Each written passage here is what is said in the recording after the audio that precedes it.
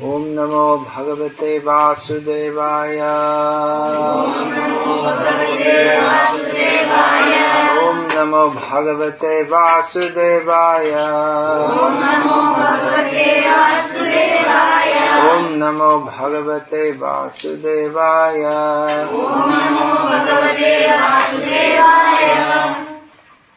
Srimad Bhagavad-gita as it is, translation and commentary by His Divine Grace A.C. Bhakti Swami Prabhupada, Chapter 2, Text 58.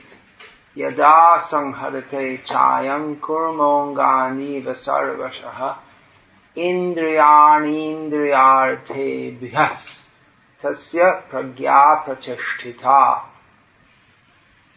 One who is able to withdraw his senses from sense objects, as the tortoise draws his limbs within the shell, is to be understood as fully situated in knowledge.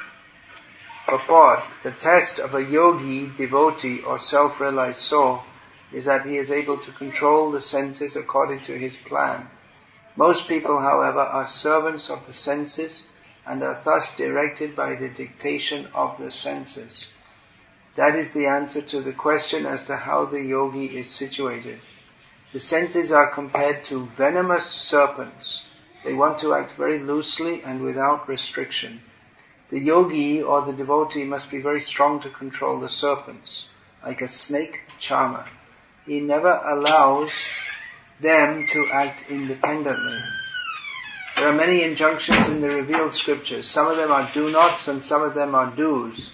Unless one is able to follow the do's and the do-nots, restricting oneself from sense enjoyment, it is not possible to be firmly fixed in Krishna consciousness. The best example set herein is the tortoise. The tortoise can at any moment wind up his senses and exhibit them again at any time for particular purposes. Similarly, the senses of the Krishna conscious persons are used only for some particular purpose in the service of the Lord and are withdrawn otherwise. Keeping the senses always in the service of the Lord is the example set by the analogy of the tortoise who keeps the senses within.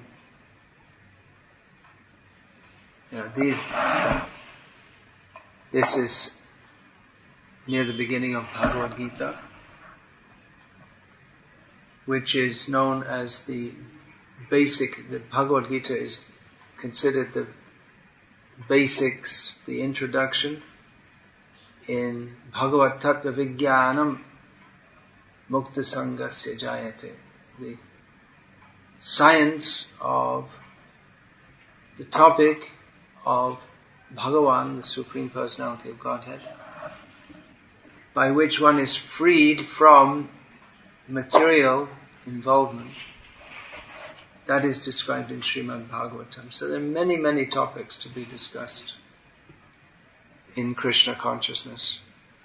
And this one of controlling the senses is at the beginning, or very near the beginning, of the most basic treatise on spiritual knowledge.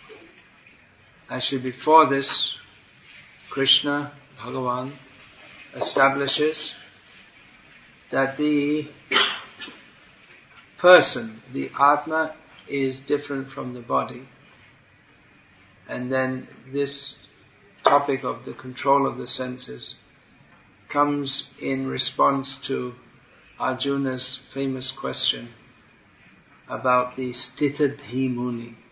What is the nature of a Muni, a wise, thoughtful? Muni means a wise, thoughtful, spiritually situated person.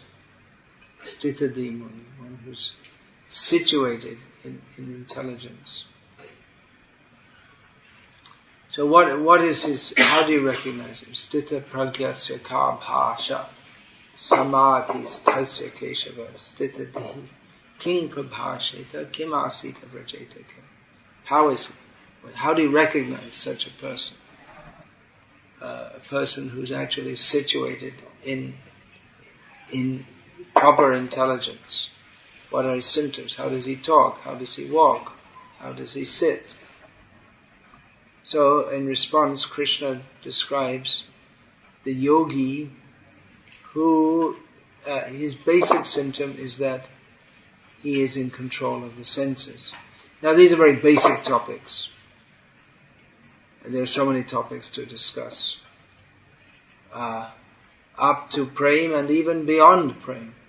Well, there's nothing beyond prema, but the topics of prema, or pure love of Krishna, there are many topics to discuss within that category, various levels of love for Krishna. However, without understanding this topic, one can't go any further, or it would be superficial to do so. Or even if one is endeavoring to go further, one should not falsely consider oneself on a level where one doesn't have to think about controlling the senses or the mind, because lack of control of the senses is synonymous with not being Krishna conscious.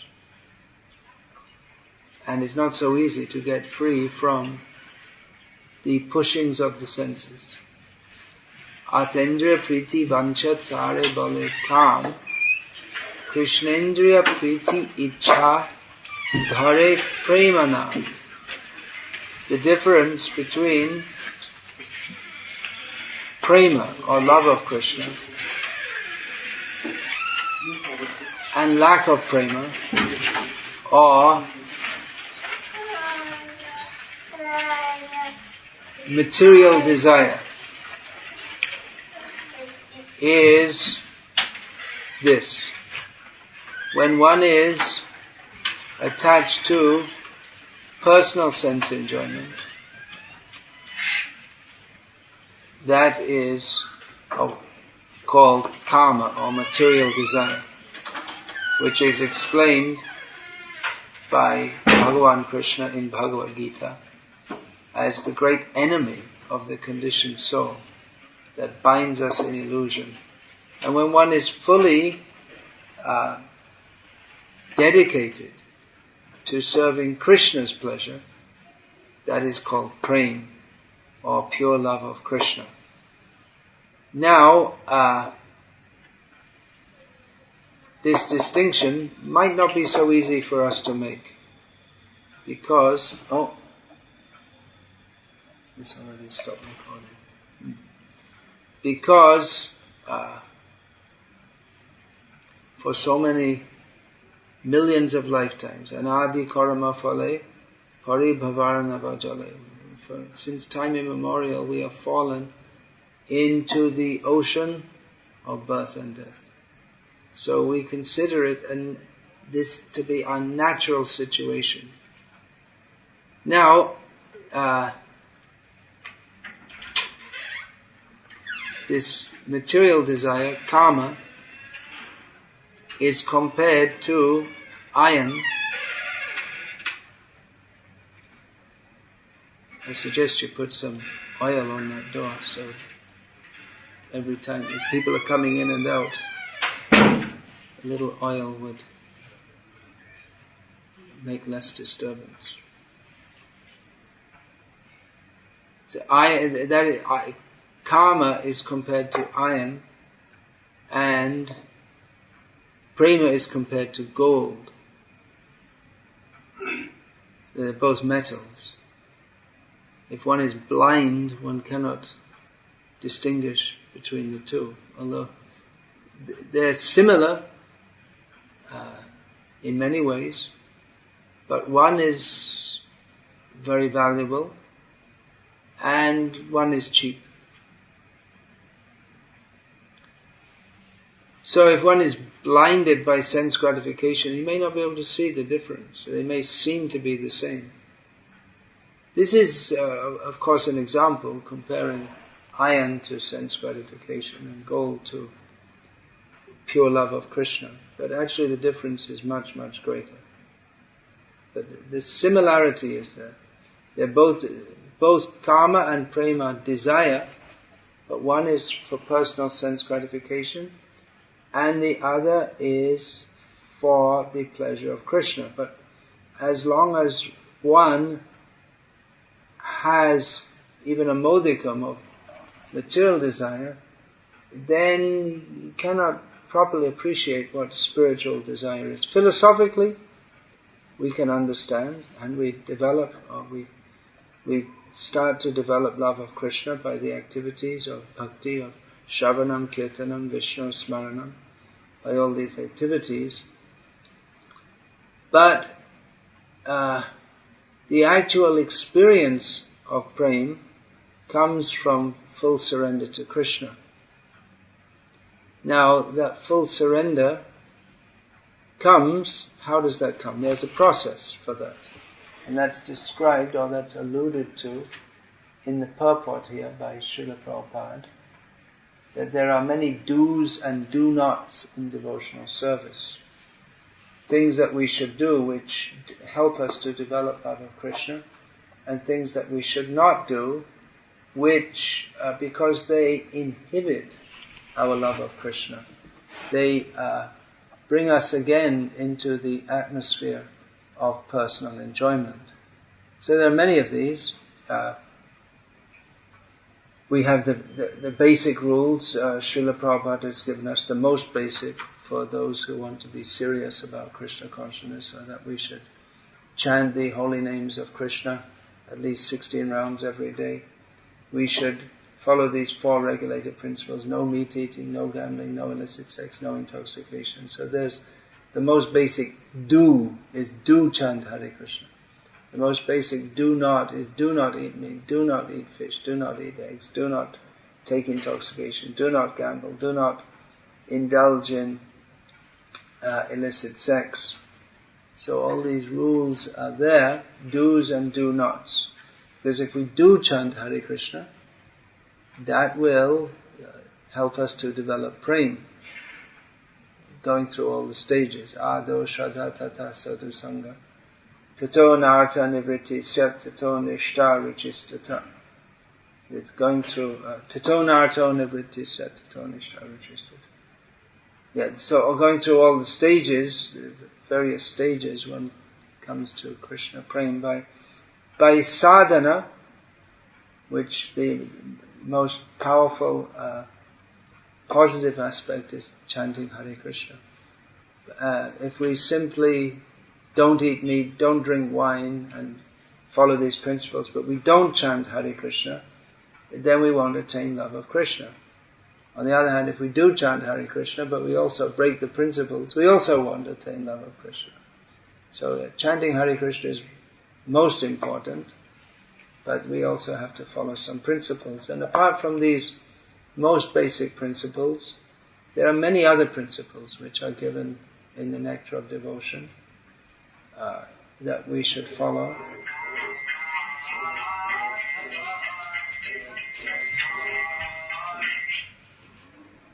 Yeah, we should add another one for the modern age. Turn off your cell phones.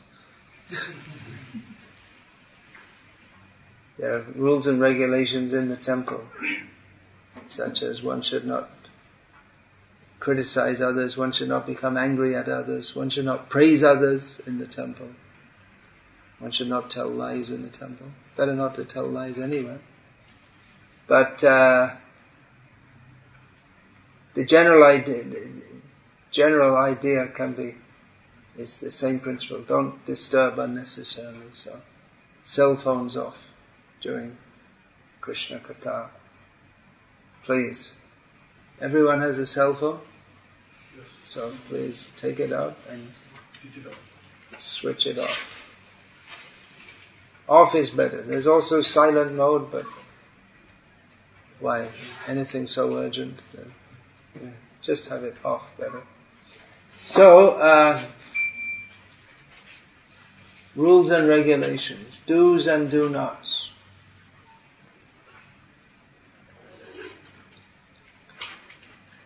These are on one hand, the do's are activities which promote our attraction to Krishna. Do go to the temple. do bow down before the deity.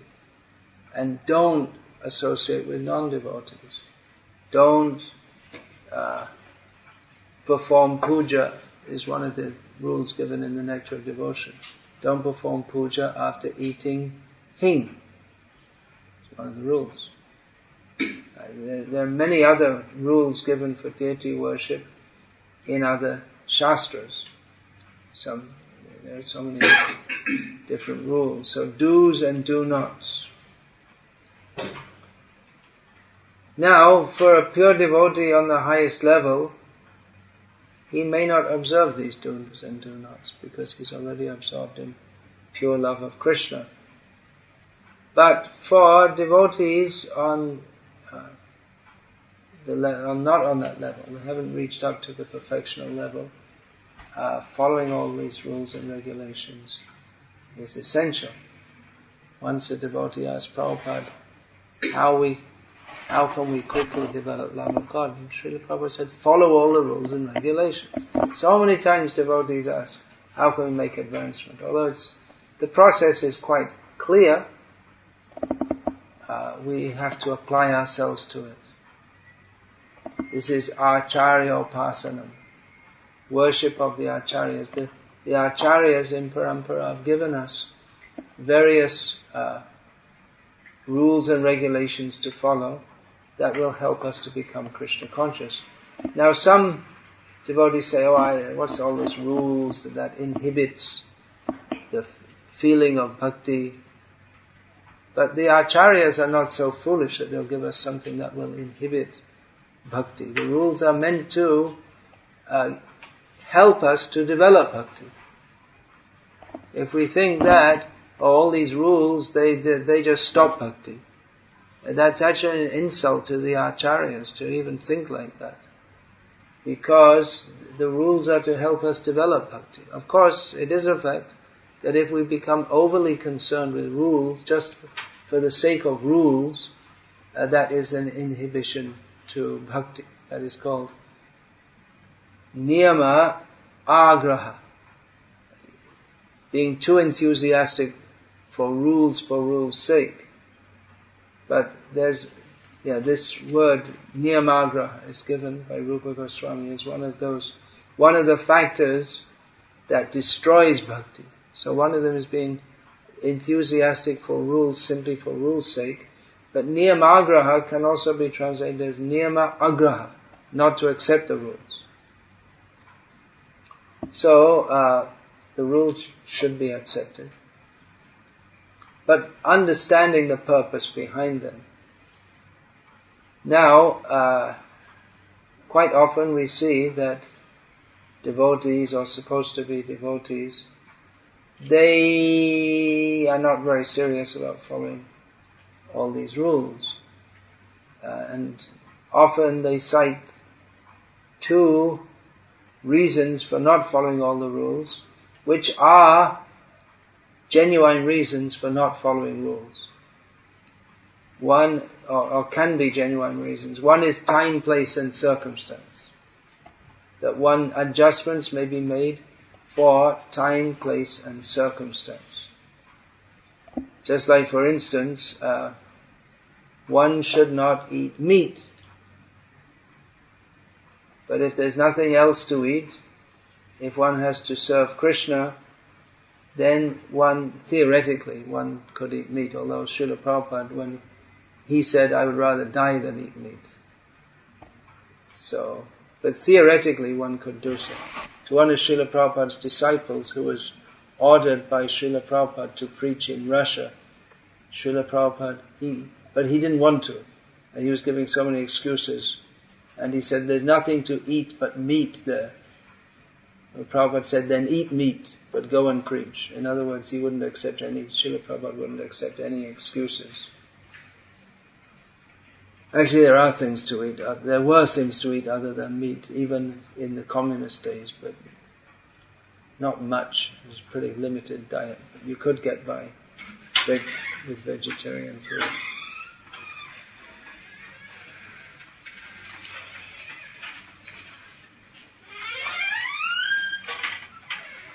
There are other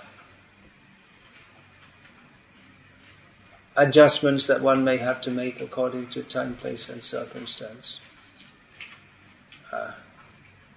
Just like generally devotees like to sing very loudly in kirtan, one should perform sankirtan. It's not a written rule, but it's an understood principle that one would like to sing very loudly and dance in kirtan, but then one may deliberately not do that in a country like the one we're in at present,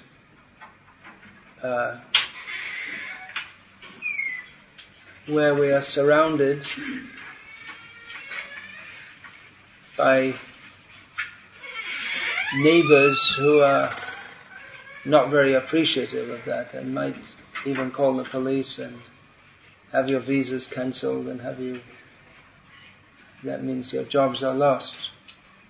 So, time, place and circumstance, according to time, place and circumstance, one may adjust the rules and maybe not follow some of the rules.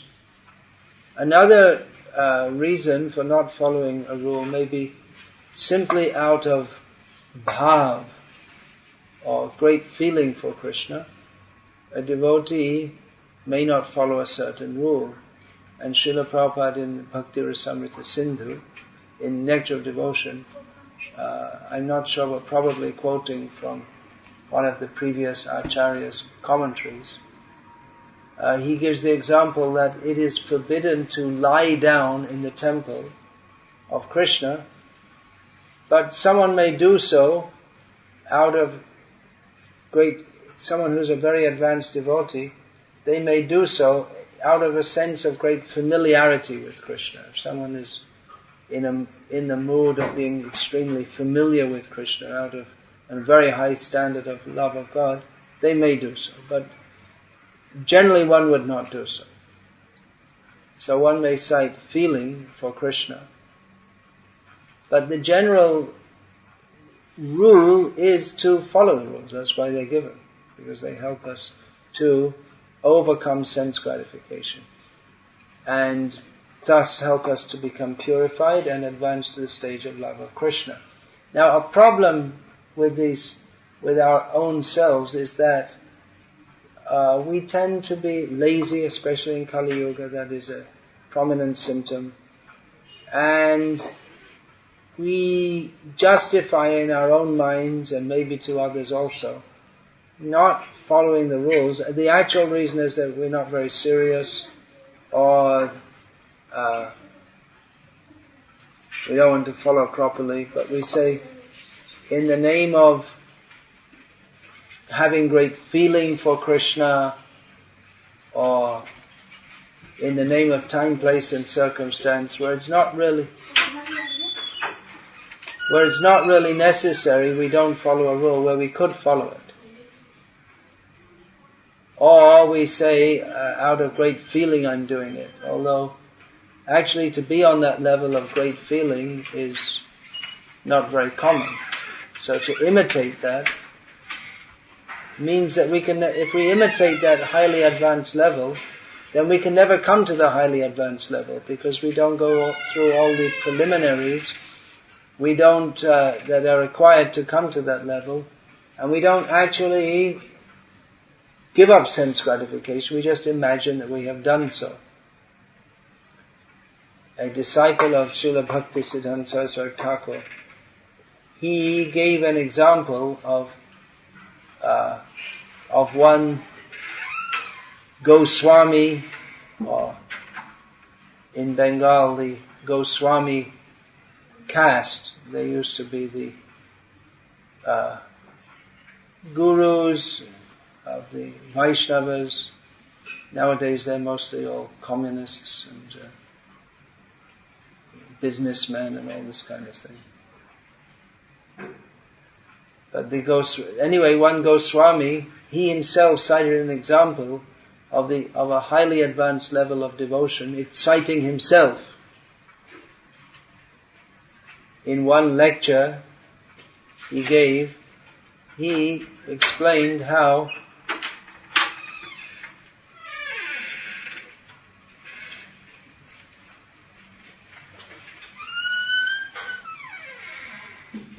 he explained how he had previously been at a lecture. He had left his home in the early evening and walked long distance. In those days walking was common, so he'd walked maybe 10 kilometers to give a lecture. So he was lecturing in the evening, and then suddenly it flashed in his mind that he had left the window open next to the deity, and it was a winter night, so in the day it's pleasant, but in the night it's cold. So it suddenly flashed in his mind that he'd left the window open. So he, in the middle of the lecture, he just got up, left it in the middle, left all the people who had come to listen to him, and got back as fast as he could to his home and closed the window and apologized to his deity. And it was very cold, so he made some nice hot tea and offered it to the deity and took it himself. And this he cited as an example of highly advanced level of devotion. So the author of this essay noted that this was a bogus example. He was feeling, first of all, if he was really had so much feeling for the deity, he wouldn't have left the deity alone in the first place. That's a rule of devotion, that you just don't, if you have deities, you don't just say goodbye, see you later. Someone should be with the deity all the time. And you don't offer tea. When Krishna says patram pushpam, when patram doesn't mean tea leaves. You say patram pushpam palam toyam. So put some tea leaves and water, put them together. No, tea is not offerable to Krishna. And also, you don't go around telling people about your own great here's an example of great devotion. Let me see, so many great devotees in Srimad Bhagavatam and Chaitanya Mahaprabhu's associates, but actually I think I can give the example of myself. This is not devotion, to tout oneself as a great devotee. So, this is an example of someone who, they may have some bhav. He had some bhav, you could say, some feeling to leave in the middle of his lecture, leaving all the people probably a little angry that they came to listen to him and he just left them, and he wouldn't have got his dakshina. He forwent his dakshina so he could rush home. But his whole understanding was so very strange. So we cannot think that he was actually situated on the proper standard of devotional service. So proper understanding is required. Otherwise, Shruti Smriti Purana Adi Pancharatra Vidhi Vina Aikantiki Hare Bhakti Utpatayaiva Kalpate. Devotional service that doesn't follow all the directions given in the Shastra, in the name of bhakti, it's simply a disturbance in human society. Now this Goswami who was lecturing, he was no doubt quite learned in those days. To be a religious lecturer, you actually had to be quite learned in Shastra. Nowadays anyone can just bluff their way through. But in those days it was required to be quite learned, and the public themselves were quite learned in many cases. So, quite possibly he had even been trained in Shastra to some extent, but his understanding, we understand from our acharyas, was wrong, because atendriya priti vancha tare bale kam. The idea of tea drinking is not for Krishna's pleasure, It's for my pleasure. We don't find that in the Ras Leela there's a tea break. There's no tea breaks in Vraja Leela or any Leela. But this was introduced for sensual enjoyment. It's not what Krishna wants. It may be what we want, and because it's what we want, we think, well, Krishna might like that also. If I like it, Krishna must like it. But it's round the other way. We have to attune ourselves to what Krishna wants, and therefore the rules and regulations are there, because we don't know we might think we know what Krishna wants, but we don't know. We might think that because I like it, Krishna must like it, but it's not like that. It's what Krishna likes, that we should train our senses in accord with that, not to think that Krishna has to do what I want to do. And therefore, all these rules and regulations are there to help us to overcome our lower propensities. Because if we have even a little desire for sense gratification, that is opposite to the spirit of pure devotion. That will block actual pure devotion. So it's good to discuss regularly these points from Bhagavad-gita. All the spectrum of Krishna consciousness. There's so many levels, so many great devotees, so many leelas. But I see that Srila Prabhupada, he regularly lectures on these very basic topics, because if the basis is solid, then everything else can develop very nicely. But if the basis is not strong, then just like the example of a building, you can build a very elaborate, beautiful building, and it may look very nice, but if the foundation isn't strong, then it will soon crumble, very soon. But if the basis is strong, then you can go up and up and up and up. You can build very nicely, very strong, solid building that will remain. So it's necessary for us to understand these topics, because especially in India, this Bhakti cult, it is very widespread, but it's spread widely, but the understanding of this principle, Krishnarte Akila Cheshta, everything should be performed for Krishna's pleasure. This is not very widespread. Or even if it is there, what Krishna wants is not properly understood. Just like this Gosai, this Goswami.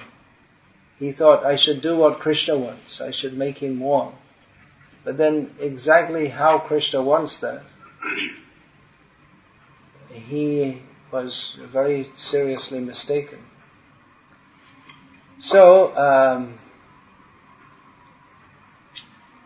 so that we don't get mixed up, our own personal desires don't get mixed up with what is required for serving Krishna.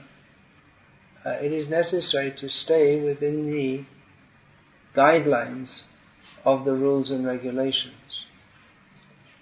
We may think, well, I'll adjust it for time, place and circumstance.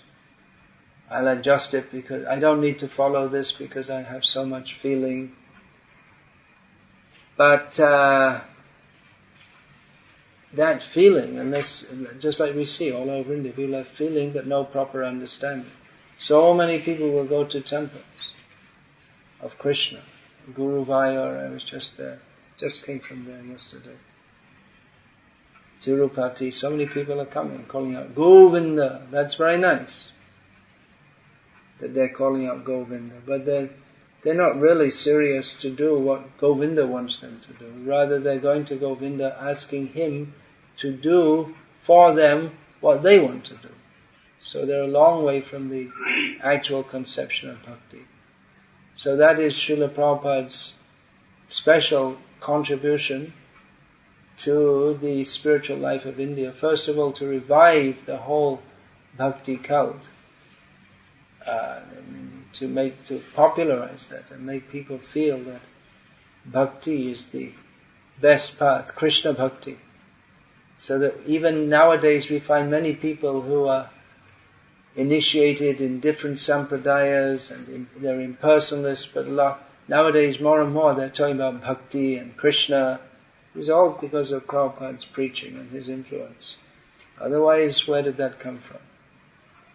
But to teach people what is actual pure devotion, free from personal desire, that is required. Otherwise, in India, mostly what goes on in the name of Bhakti is, like that, for my own desire.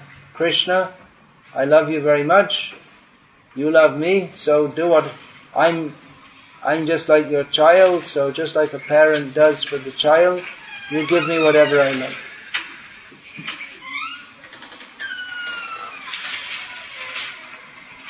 So we should be very careful not to superimpose our personal desires in the name of Bhakti.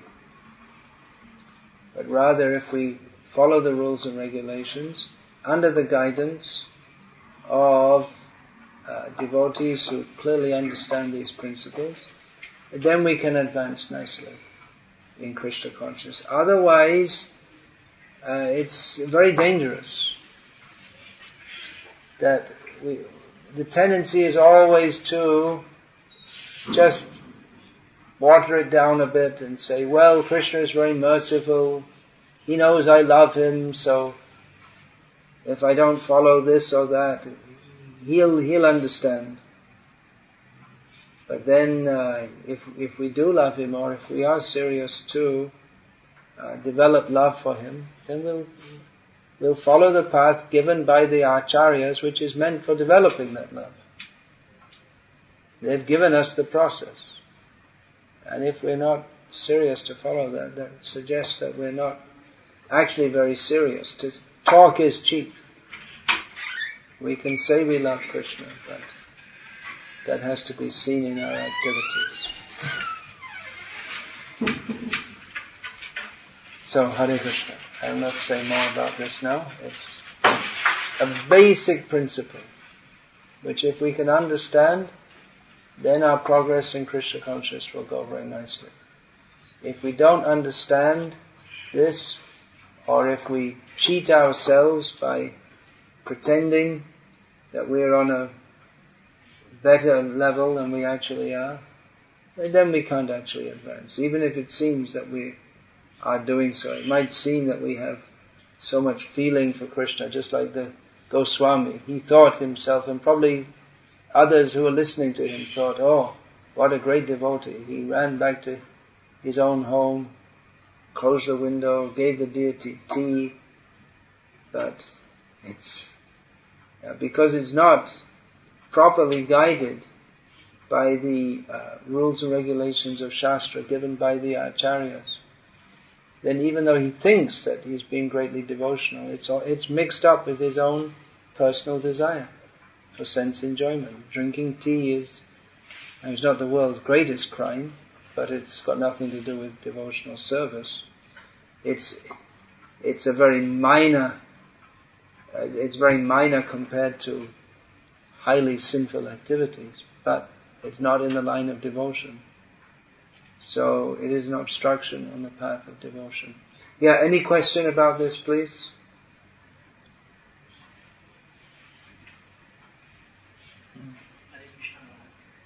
Then how we came to know that what Krishna likes actually? How can we know what Krishna likes? It's given in Shastra. But we are not read that and... Then that's, you're not reading, then you follow the acharyas. The acharyas, the Shastras are there. We're meant to know. Like in daily life. If we're going to develop love of Krishna, then we should know what is that. What is that love of Krishna?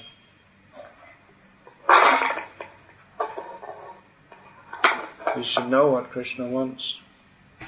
Oh. This is not... No. it won't be recorded at all. Maybe just in this, because I put this in the wrong one. So in daily life? Yeah, like in daily life we are preparing for the Lord. Yeah. I come to know that what he likes. How do we know what Krishna likes? Then we have to see from Shastra and see what the Acharyas tell us.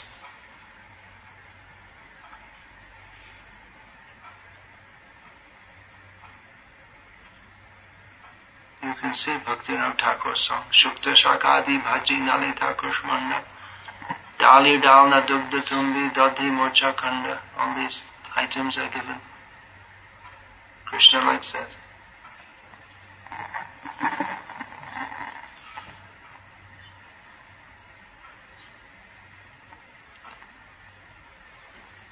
The full standard in a place like this you may not be able to do. Not very likely. So you have to do the best you can.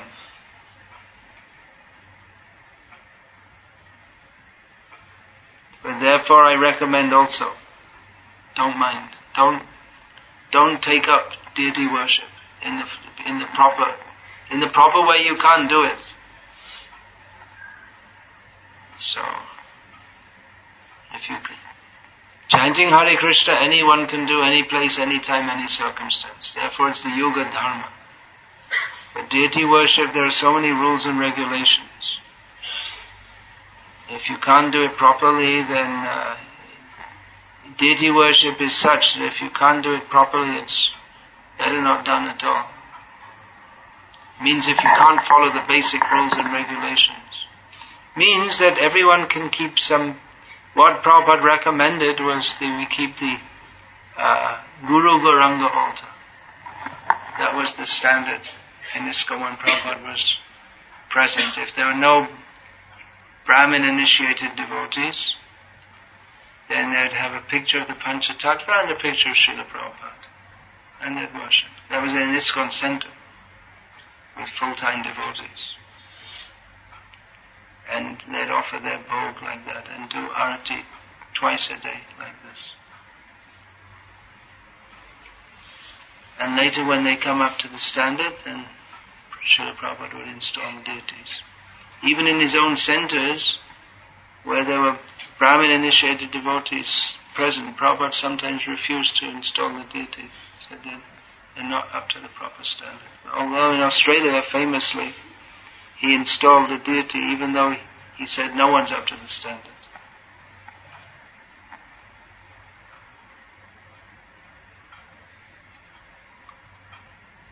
Yeah, what we think we can do for making advancement can actually be an obstacle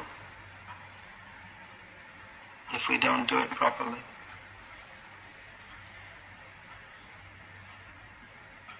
Because in deity worship there's much consideration of offenses.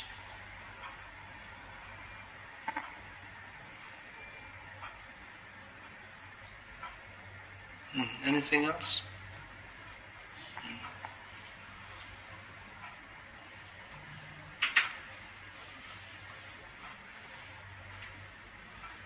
All right then, we'll finish.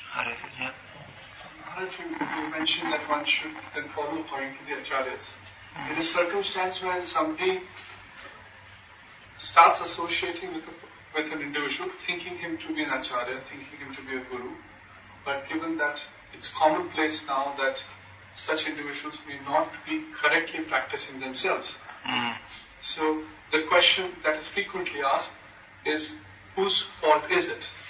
Because there is an inquisitive bhakta who wants to practice. An inquisitive devotee wants to practice. He comes in contact with someone who's basically a cheater, is what you're saying. Yes, Maharaj.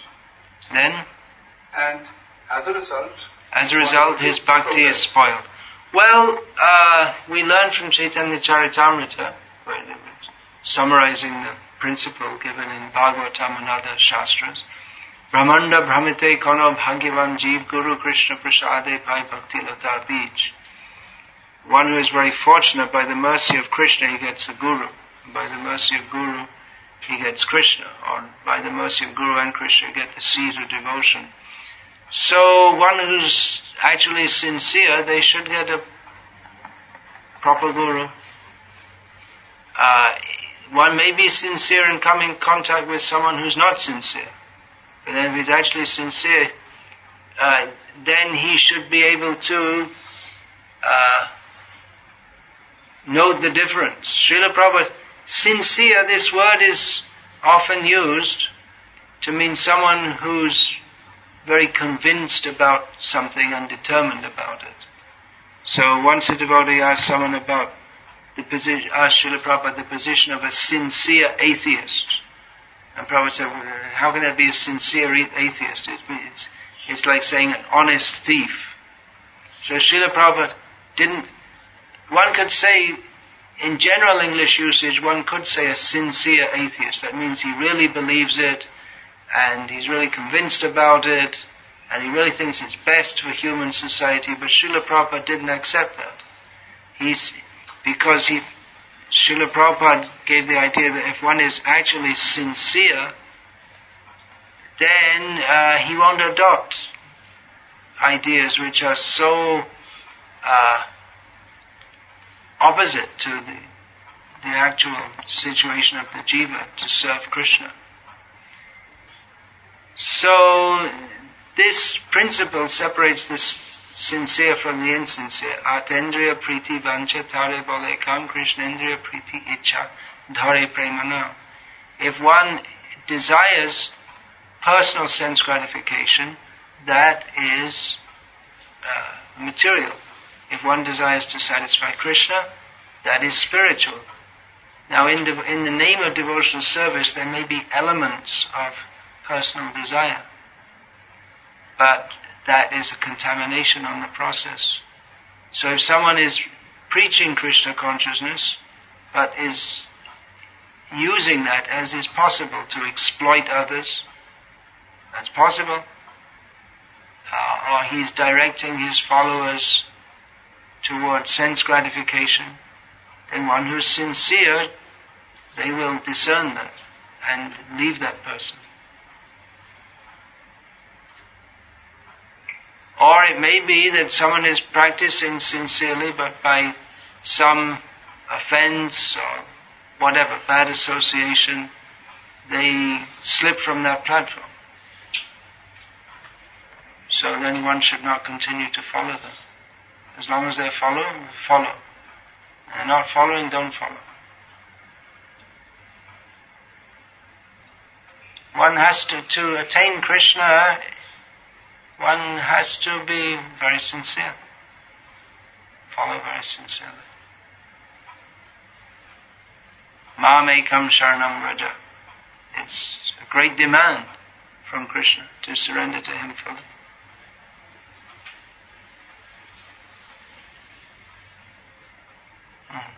Anything else? Well, according to the definition of sincerity, one would require to be purified to be sincere.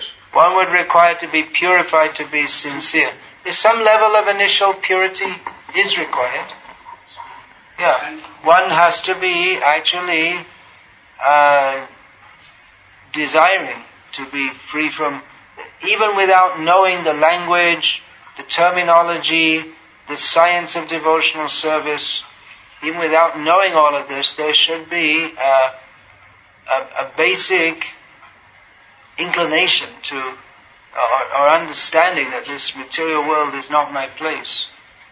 There must be God, I must try to serve Him. That should be there. Yeah? And is that adequate to take him forward?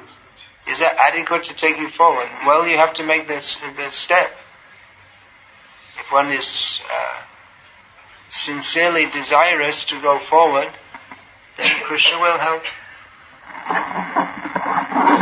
What I'm unable to understand is that there is contamination, and that contamination obstructs your progress. Contamination obstructs our progress, yes. And you cannot progress until you remove that contamination. You can't progress until you remove that contamination. So you have to take up the process for removing the contamination. Right? Yes. There should be an initial desire for spiritual advancement. And based on that, one comes, places oneself under the guidance of persons adequate to do that. And there's testing.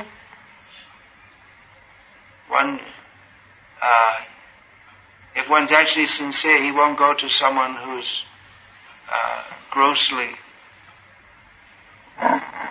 insincere. But even if one thinks one has found a sincere person, should look and see for some time. Yeah?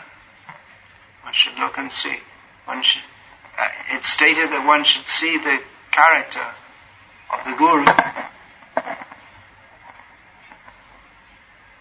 One can also see the character of the followers, those who are seriously following. What is their position? But one has to make a step. It's a risk. But you could say it's a risk, but if you don't take that risk, then for certain you're not going to go anywhere. You're going to stay in this material world. Yeah, so, okay. Hare Krishna.